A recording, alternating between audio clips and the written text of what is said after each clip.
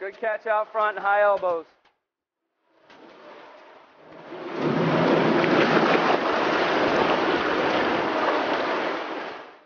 Let's go through the stretch. Start with the dynamic stuff, and then go through the whole static part. Okay. So, Coach, they've already gotten in, warmed up a little bit, and now you have them getting out and stretching. When did you start this kind of routine? Well, this kind of routine I started this year, maybe a little bit last year, but I didn't do enough stretching last year, and I've always kind of been on the assumption that you get a better stretch when your body's warm and you're loose. And so what we normally do, this is a little bit out of the ordinary, but this is just our stroke group that's not resting for the meet this weekend. But what we normally do is go through a little dynamic stretch first where we're moving around a little bit, just getting their body loose, and they'll get their heart rate up a little bit.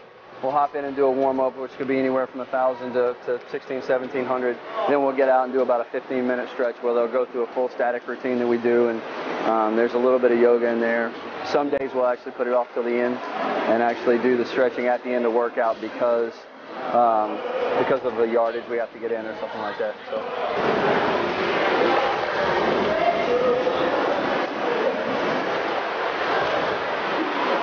6 seconds. Fly kicks, we're trying to hit 16. Watch the divers, please. So, kick progression this afternoon. Started in the dive well with some vertical kicking. Yeah. Was it 5 seconds, 10 seconds at a time? 6 seconds at a time. The goal on the flutter kicks is to get 26. The goal on the fly kicks is to get 16. It's a number that we came up with. I've seen Arizona do it a couple of times. I talked with Abby, my assistant coach. She's the one that kind of introduced me to the idea, and coupled with some of the things we've been working on here as far as doing a lot of real fast, quick kicking. That's kind of what we're trying to incorporate into the whole progression. But yeah, we got the number, the 16 and the 26, just as kind of goal numbers for them to try to hit. Some of them can hit it relatively easy. Some of them have a hard time. So, yeah. Get your kick count. Get as high as you can up out of the water. Arms crossed at your chest. Straight up and down. Don't let your upper body wiggle back and forth. Here we go. One of the major focuses that we were talking about when it comes to any of this kick progression is keeping the upper body still, right? Yeah. When you're doing that in vertical kicking, I mean, it's pretty apparent if your upper body is still or not. How are you coaching them through that initial tendency to move the shoulders? And well, what we try to do is remind them a lot when it doesn't usually happen, especially with a group of good kickers. It happens when they get tired. You'll watch their hands as they're streamlined and they start to wave back and forth. The harder they're trying to kick to stay up on top of the water, and just giving the constant feedback, the constant reminder: keep your upper body still, keep your chest out, your shoulders back, keep your upper body up over your butt, so you're not, bent in any odd position. That's the main thing, is just constant feedback. The goal is to keep them as still and as tight as you can. Let your core from the waist down do the work. All right? Don't let your hands flop back and forth.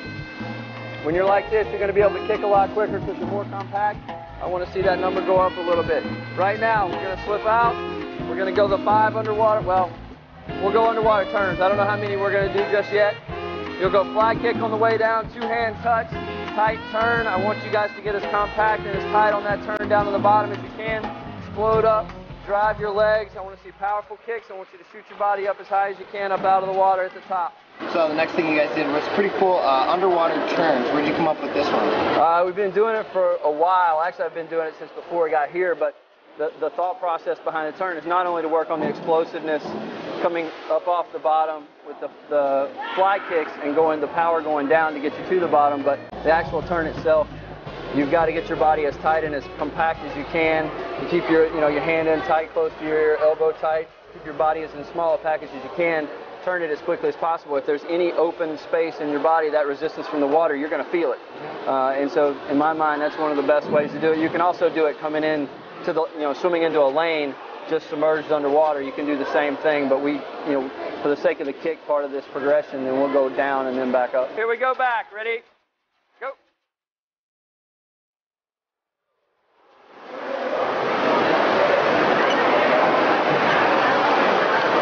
5-2, 6-2. Ready? Go.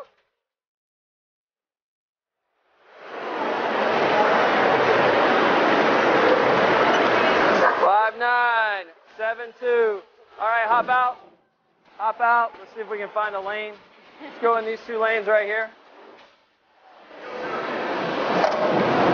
and then finishing it off, trying to tax their legs a little bit, simulating end of a 200. That's what we kind of go for. You know, it's probably maybe more of the end of 100, but what we want to try to do, we use the body weight squats and the calf jumps to really start to tear up their legs a little bit, get their heart rate up from the body weight squats, try to get their calves a little tight from the calf jumps, the immediate dive, and then they've got to go that fast 25 underwater fly kick. So partially what we're going for is that my lungs are about to explode feeling on the 25. So when you come off that last wall on the 200 or on the 100, you're gonna know that feeling. You're gonna be able to deal with it, either get through it, or we can delay it a little bit longer, and hopefully the onset's a little later.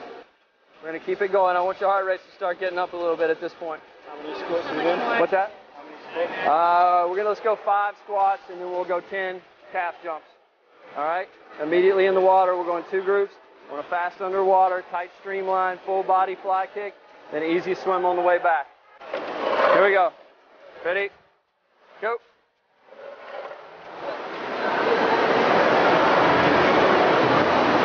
Big, jump high, up on your toes. Go, right in.